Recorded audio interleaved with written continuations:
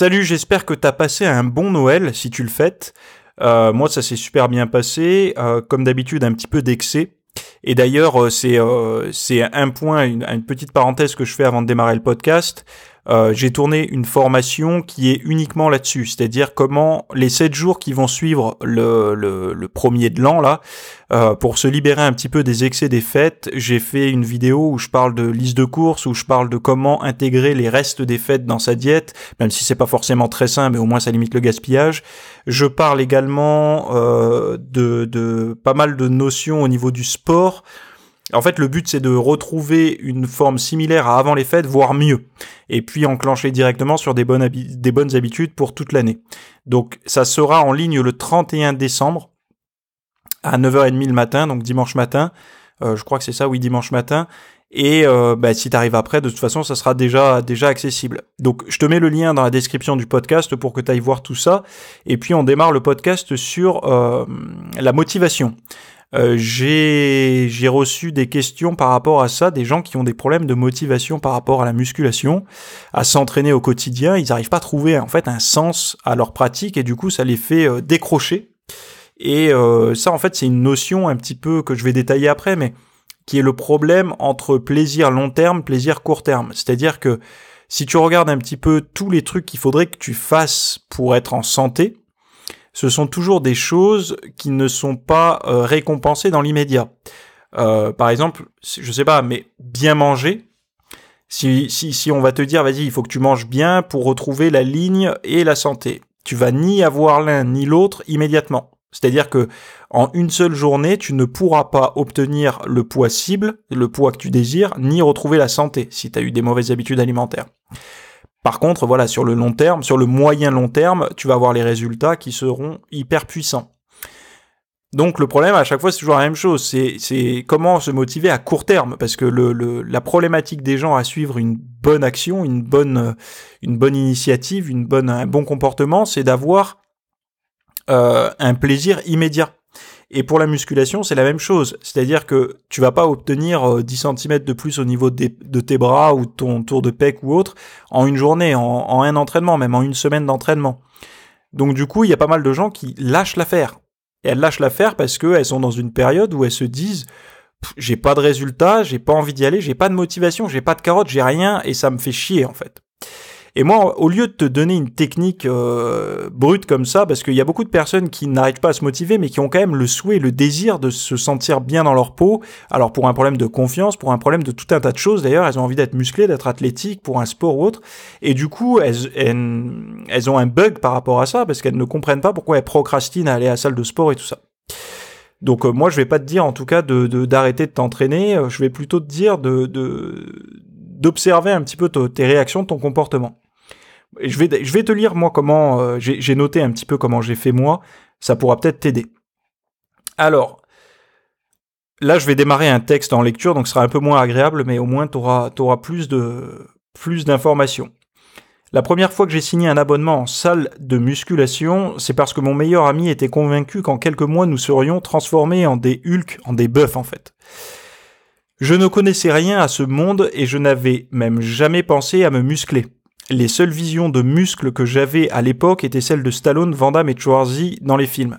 En fait, ce qui se passait, c'est que pour moi, être musclé, c'était pas quelque chose qui était accessible à tout le monde. Et tu vas voir dans la suite du texte pourquoi. Donc pour 2 raisons, je ne pensais pas que c'était dû à un sport en particulier d'être musclé. Deuxième point, je pensais qu'il fallait certaines qualités comme être acteur, riche et connu pour être musclé. Donc là, j'étais dans la totale ignorance, c'est-à-dire que je n'avais aucune idée de comment s'entraîner pour prendre de la masse musculaire. Je rappelle que quand moi j'avais 15-16 ans, la musculation n'était pas à la mode, c'était un petit monde à part. Et donc j'avais aucune idée, on n'en voyait pas à la télé, enfin voilà, je savais que pour être fort en foot, fallait faire du foot, mais je savais pas que pour être musclé, fallait faire de la musculation. Donc pour moi, c'était vraiment une élite, limite tu m'aurais dit faire de la boxe à muscle, je t'aurais dit oui parce que j'en avais aucune idée et pour moi voilà, Van Damme il faisait du karaté, donc faire du karaté ça muscle, j'en avais strictement aucune idée.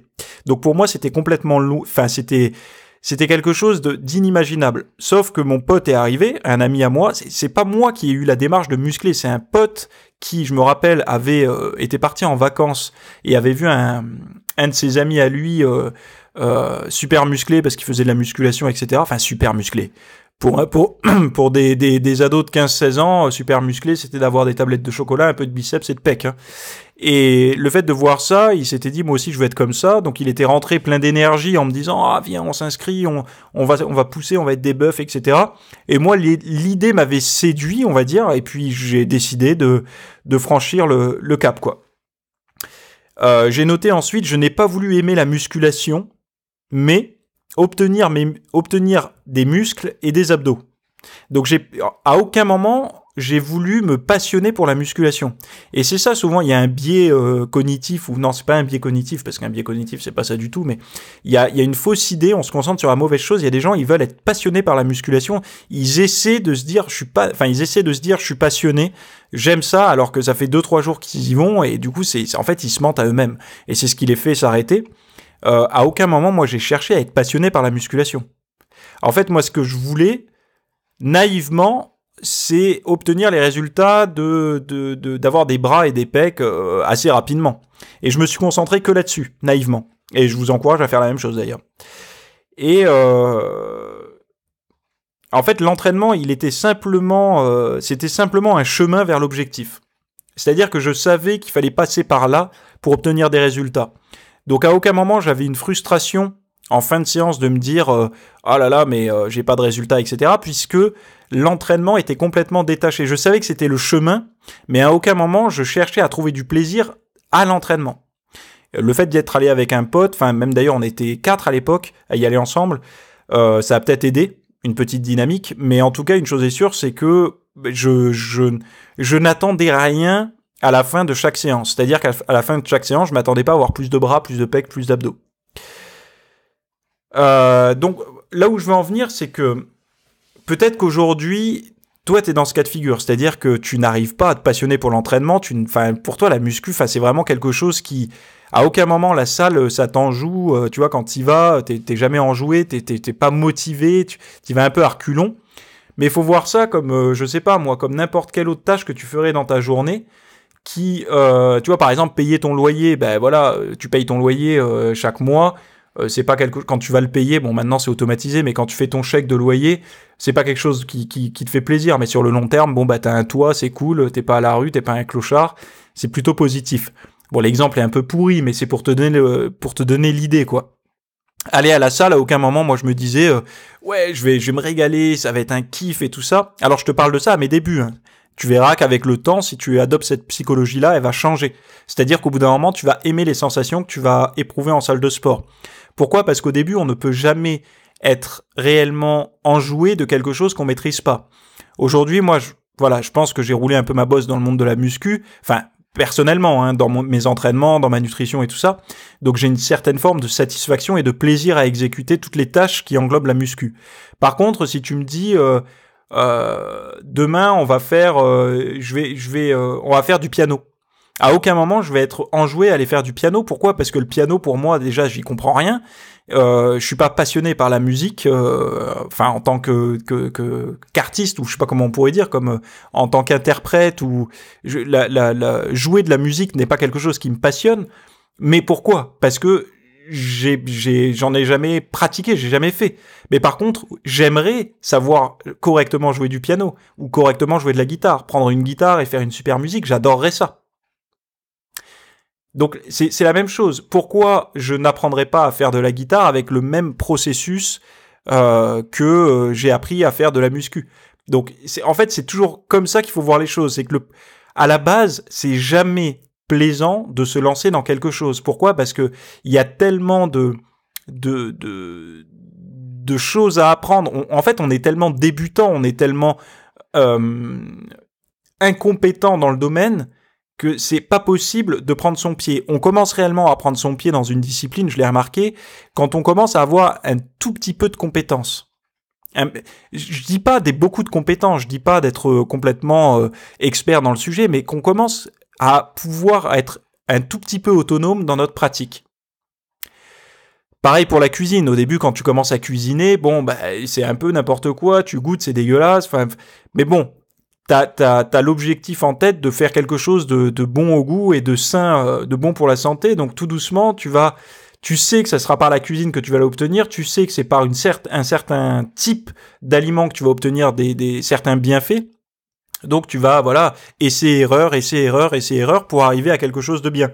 Et quand tu vas réussir à cuisiner des choses qui sont saines et bonnes au goût, tu vas te sentir mieux et tu vas prendre beaucoup plus de plaisir à cuisiner.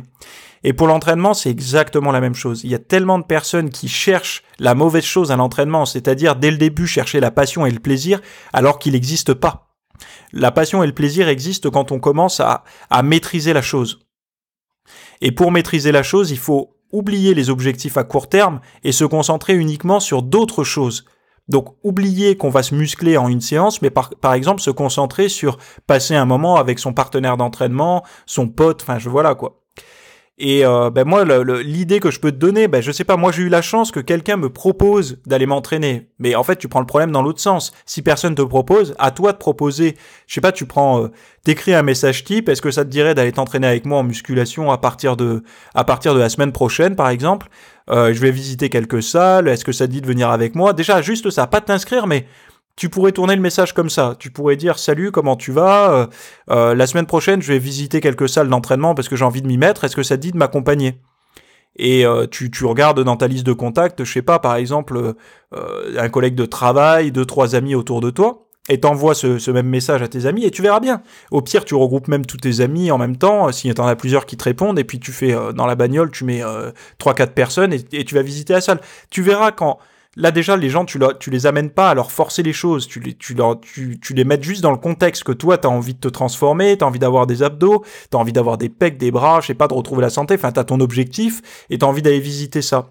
Et les gens quand tu leur apporteras comme ça, de cette manière-là, c'est comme ça qu'on me l'a apporté indirectement sans le savoir, mais tu vas voir qu'il y aura forcément au moins une ou deux personnes sur le groupe qui va se dire ah putain moi aussi, et là c'est à toi de dire bah viens on s'inscrit ensemble, moi je pense que tout seul je me motiverai pas, mais si t'es avec moi je pense que j'y arriverai mieux, tu vois, t'arriveras à me motiver.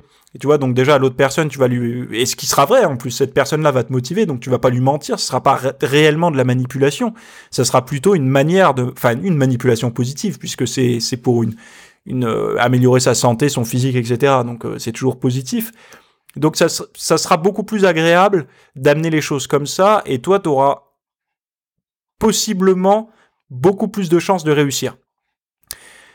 Et ce qui fait que tu vas savoir que t'auras de manière, on va dire hebdomadaire, au moins 3 rendez-vous avec cette personne-là, qui est une personne que t'apprécies, j'imagine, parce que tu vas pas envoyer le message à tes ennemis. Et donc du coup, le plaisir à court terme sera que tu vas passer un bon moment. Alors ça peut être un bon moment parce que voilà, t'as besoin de te retrouver seul chaque jour, le travail c'est dur, tu vois, il y a assez peu de moments que tu prends pour toi parce que t'as une vie de famille, etc. Donc là, tu sais que tu vas avoir des moments pour toi. Donc ça sera plutôt ça, tes doses de plaisir à court terme, et puis aussi le fait de voir ton pote ou ta copine, je sais pas si t'es un homme ou une femme, ou même en groupe avec plusieurs personnes. Donc, moi, ce que je voulais dire dans ce podcast-là, c'était que personne n'arrive à se motiver de manière instantanée. Moi, quand j'ai démarré la musculation, je lisais pas des magazines de muscu avant de démarrer. C'est-à-dire que je me suis pas passionné pour le muscle avant d'avoir mes premiers résultats. J'ai été passionné par un changement, on va dire, dans mes habitudes de vie, de pouvoir partager quelque chose avec un ami, de pouvoir avoir un objectif un peu ambigu à long terme de mon physique, c'est-à-dire améliorer mon physique tout simplement, et faire confiance à l'entraînement. En fait, quand tu répètes une action, à long terme, il va se passer des choses. Sauf que le problème des gens, c'est comme je disais tout à l'heure, c'est qu'ils s'attendent à avoir des effets qu'on a normalement à long terme, eux, ils attendent de les avoir à court terme, ce qui marche pas. C'est impossible. Il faut vraiment se mettre ça dans la tête. Et la seule manière de se motiver, c'est de transformer quelque chose qui est pas forcément motivant en quelque chose qui est motivant en transformant l'objectif, en fait. Donc on n'y va plus pour se muscler, mais on y va pour passer un bon moment au début. Et au fur et à mesure, quand la passion va elle va s'installer tout doucement, là, on va pouvoir commencer à s'entraîner réellement par passion et apprécier l'entraînement au-delà de l'objectif. Donc voilà, je pense que j'ai terminé mon podcast sur ce sujet-là. Je t'invite à aller voir les liens en description si tu veux plus d'informations sur le programme de 7 jours pour te mettre dans le bain, pour changer au niveau nutrition et au niveau entraînement aussi, parce que je vais en parler. Je vais parler de plein de choses, liste de courses, comme je te disais. Il y a aussi, je détaille comment répartir les repas sur la journée, matin, midi, soir, collation, et je te donne des exemples. Ben voilà, je te mets une recette matin, recette midi, recette soir, pour que tu puisses avoir une idée visuelle de comment manger, pour essayer de retrouver un petit peu la forme après les fêtes et un tour de taille acceptable. Voilà, je te laisse ici pour aujourd'hui et encore merci d'être fidèle à tous mes épisodes. Bye.